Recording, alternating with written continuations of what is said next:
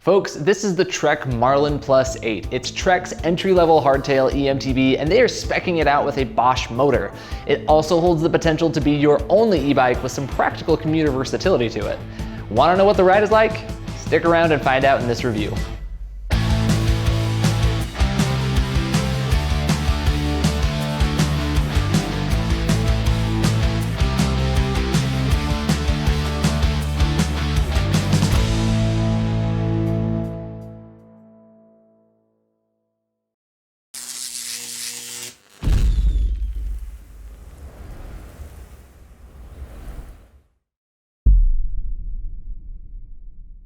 Hey everyone, I'm Griffin with Electric Bike Report. We've got a lot to talk about today, but before we get started, please make sure you're subscribed to the channel and that you also have notifications turned on. We've got a lot of reviews like the Marlin Plus here in the works, and we don't want you to miss out on those too. So you might already recognize the Marlin name. It's been one of Trek's most affordable mountain bikes for a while, and that legacy is continuing as it joins the eMTB collection. Trek is keeping things as affordable as possible while still outfitting the bike with premium names. Today we're talking about the Marlin Plus 8, which is going for just under $3,500, but there is also the Marlin Plus 6 going for around $2,700. One of the most notable names on the Marlin and a highlight of our testing is the Bosch Active Line Plus motor, complete with the Bosch Compact Tube 400 battery and Bosch Purion 200 display. It is a 36 volt, 250 watt mid-drive motor with 600 peak watts and 50 Newton meters of torque. It's a motor that is nearly silent and it has virtually seamless engagement. Seriously, across a few of the PAS levels, I could barely tell where it had kicked on without seeing the speed go up on the speedometer. So the power profile of the ride is more additive than overtaking, and it is the type of ride that made me feel empowered to do more without feeling like the ride was being taken from me. It works its fun e-bike magic though of making lighter work of whatever it is that you're doing. Now, Trek is also making the Marlin Plus pretty appealing by giving it a jack-of-all-trades element too.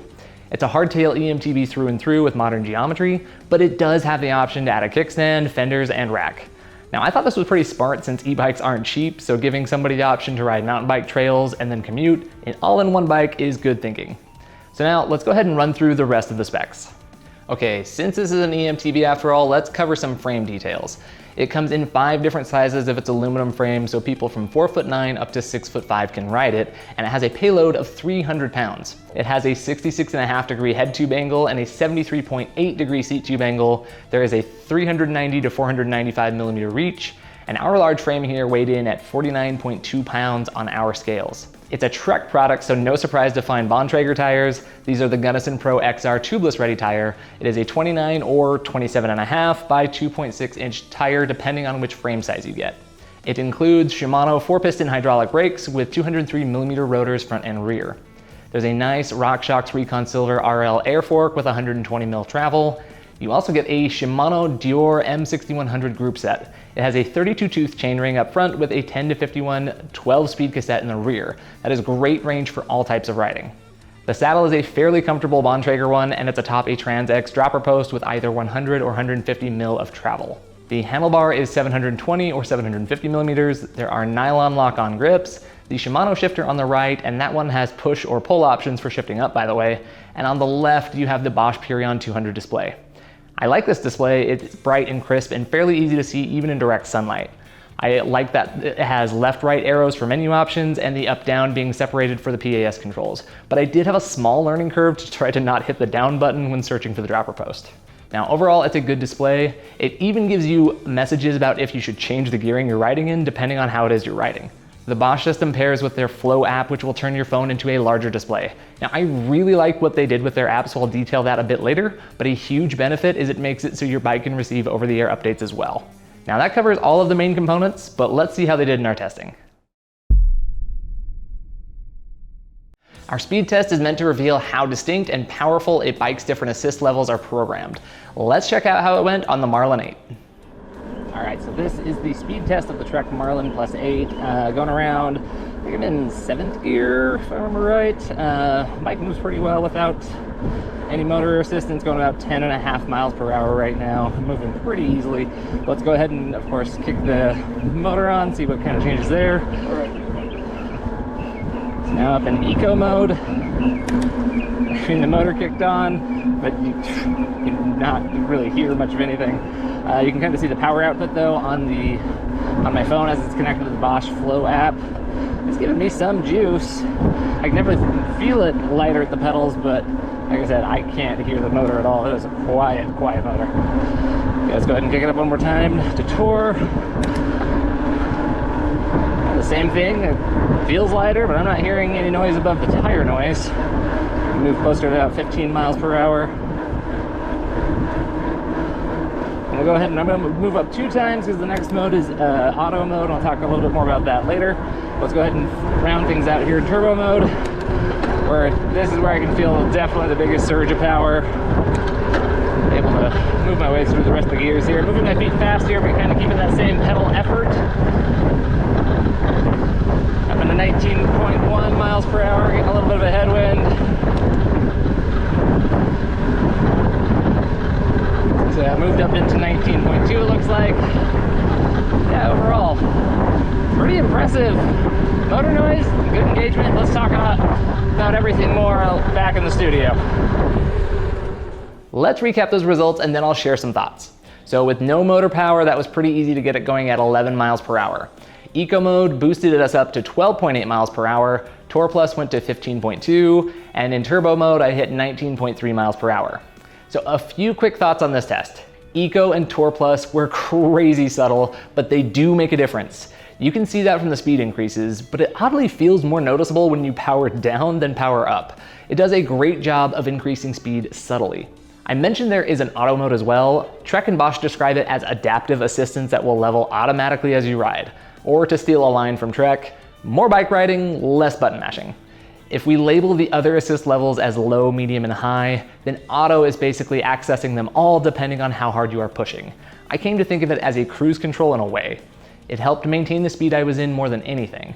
Turbo would always ramp me up and the other two would give a good boost but slow down a little bit on hills, so this is kind of the set it and forget it mode that keeps you at your preferred cruising speed. I would argue a case for using auto or turbo mode for most of my riding.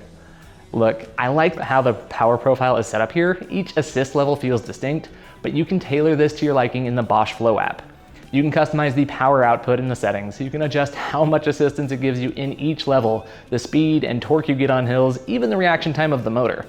You can do that across each assist level, and you can even activate and deactivate other ride modes with varied ride settings. It's a pretty awesome amount of control. The Marlin Plus 8 has a pretty efficient motor and battery pairing. The 400 watt hours of the battery doesn't sound too large at first, but when paired with a 36 volt 250 watt motor, it can actually yield pretty solid range numbers, or at least that's the napkin math on it. To verify that though, we did 2 different range tests, one in the Marlin's lowest level of assistance and one in its highest one, so that we could better see for ourselves what kind of mileage can be achieved. And it did not disappoint. It turned out to be great results in both trials. On our eco test, we got 71.2 miles with a 13.2 mile per hour average. That also covered 1,475 feet in elevation. And then our turbo test, we went 30.7 miles, traveling 17.1 miles per hour with 530 feet of elevation gained. So a couple of things to cover about those results. One, that was all done on our local bike paths. So if you're looking at mountain biking full time, then those results would likely be a little bit less. And two, this is what I mean when I say that this is a really efficient system. I'll use a car example really fast to help illustrate my point. If you wanted to find miles per gallon on a car, you just take the miles traveled divided by the gallons used, right? Well, if we do the same thing but with watt hours, then the Trek Marlin had one of the best examples of watt hours per mile, getting the 8th best min power test and 14th best max power test out of 260 different bikes that we've done this for. Now talk about impressive, especially since the speed test showed how much it can push you along in either setting. And if you are still thinking that might not be enough range for you, there was also a range extender that Bosch makes called the PowerMore 250, which would tack on another 19 to 45 miles of riding based on the results we've gotten here today. So next up we have Electric Bike Report's infamous hill test. Our dedicated hill tester, Justin, rode the Marlin Plus 8 up a 1/3 of a mile climb with an average 12% grade to see how it measures up compared with the other bikes that have tackled the hill. Okay, out on Hellhole with the Trek Marlin Plus 8. Stoked to get this out here to see how this Bosch Active Line Plus mid-drive motor does. It's got 50 Newton meters of torque, so it's definitely torqued down from their performance line, which is partly why Trek's able to do this at such a good price. And again, we'll see how it does. So right now down about 6-7 miles per hour through this section. Downshifted a couple times. Motor's incredibly quiet. Was expecting a little bit more noise-wise, but feels pretty good so far. Definitely not as powerful as the performance line climbing a hill, but it's not supposed to be either. So it feels pretty good. I'll let you listen to it if you can hear it at all through this next section.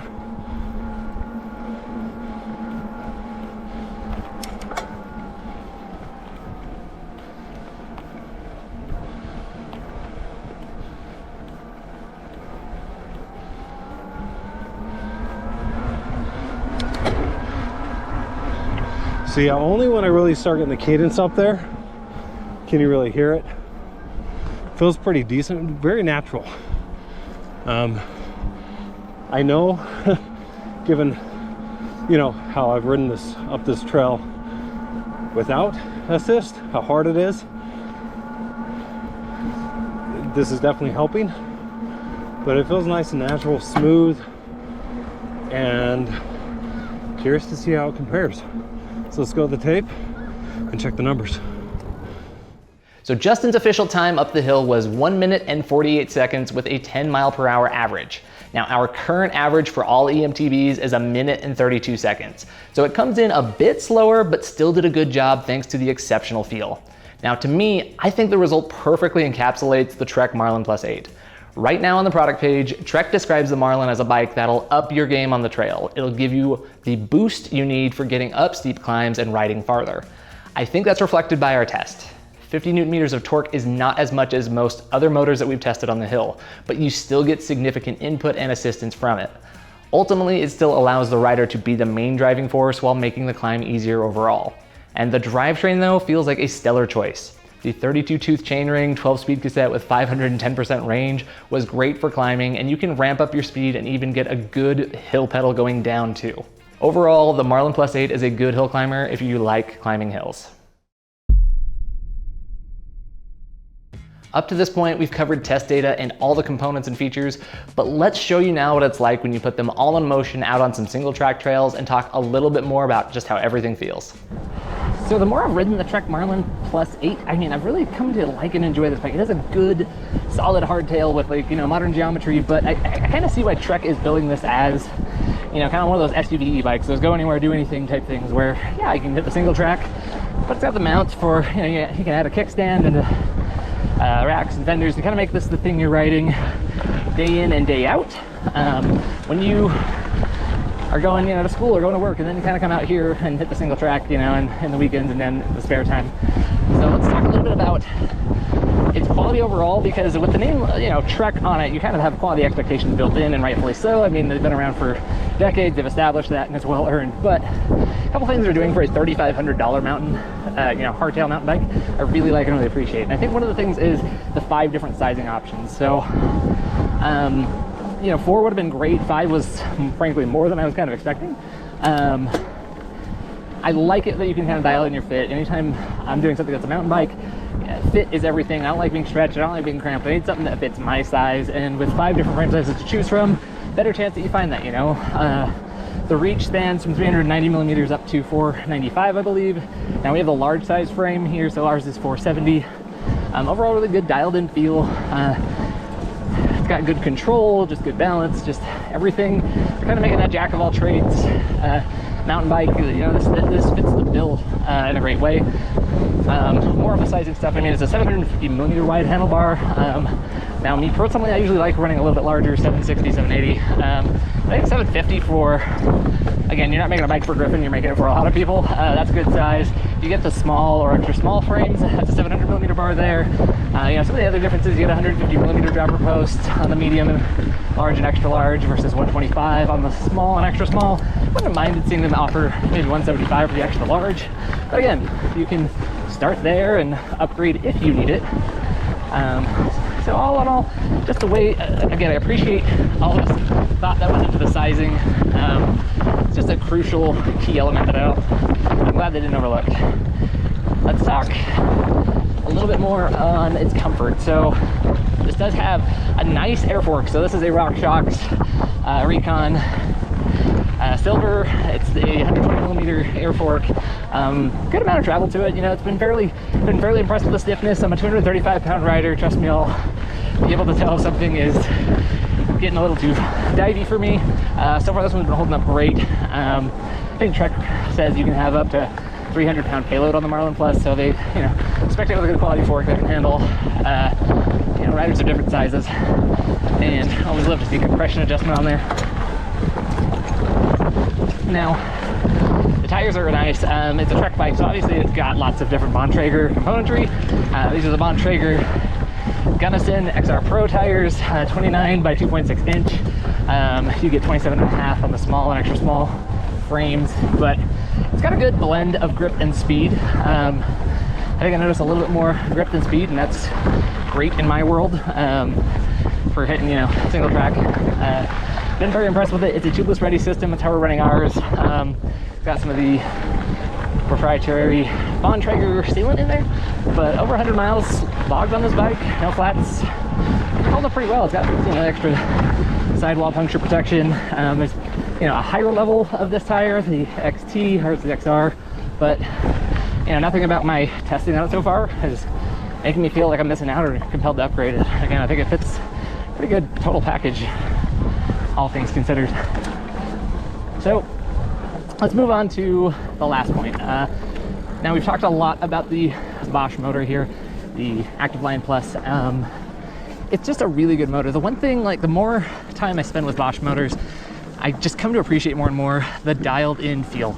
Now this one is, again, the theme of this one is kind of, it's a boost. It's not here to do all the work for you. It'll make everything a lighter load. That's gonna do it like darn near seamlessly, especially this one with its 50 Newton meters of torque. I mean, it's whisper quiet. I've got it in tour mode right now. I kind of have to search for it to hear it over, you know, sound of the tires. But if I go all the way into turbo, I think I can hear it a little bit more there, but the lower levels, it's virtually silent. So it's one really nice thing about this. If you are just looking for a boost, you know, you are wanting to add to your ride, make you go further, faster, longer, like a lot of things we talk about with e-bike motors, but this one does it to a T. And of course, you know, it's lower torque. It's lower on the torque spectrum compared to other eMTB motors. A ladder between 60 and 90. So 50 is on the lower end, but lower end's good. We just, you know, it all depends on what you're looking for, but in terms of supplement to the ride and enhancing it, it definitely does that, just thanks to the fact that I don't think I ever feel the motor take off, or my, you know, legs weren't ready to take it. So again, just as kind of to button it up, the Marlin Plus 8, it's all around just a really impressive package. I really think what you're getting for $3,500 with some of the prestige and longevity that kind of come along with the Trek, the Bosch, the Bontrager, Shimano, and Rock Shox names, and just the fact that, you know, it's Trek, you can find service near you. It's a really compelling package for $3,500. All right, so I mean, we've already done the hill test, obviously, but I just kind of want to again showcase like the capabilities of the Bosch motor here. So I've got it in turbo mode. Again, kind of compared with the Shimano Deore M6100 system, I think it's just a good setup. You know, you've got the 10 to 51 cassette in the rear on a 32-tooth chainring, a motor that is additive to what you can do as a climber. I'll kind of showcase that here. It's just a good setup, really capable climber. Showcase it, so we get started.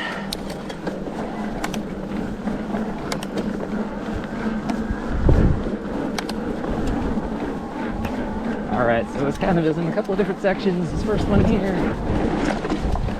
up and over pretty easily where that's concerned. And then as we get into this steeper section, I mean, you'll see, you know, I had to pump my legs a little bit there. I was definitely working, but I mean, the amount of difference it makes to have that motor and to have it be as quiet as it is and not detract from the ride at all, that's a really impressive system. So, what they've been able to achieve with the Active Line Plus.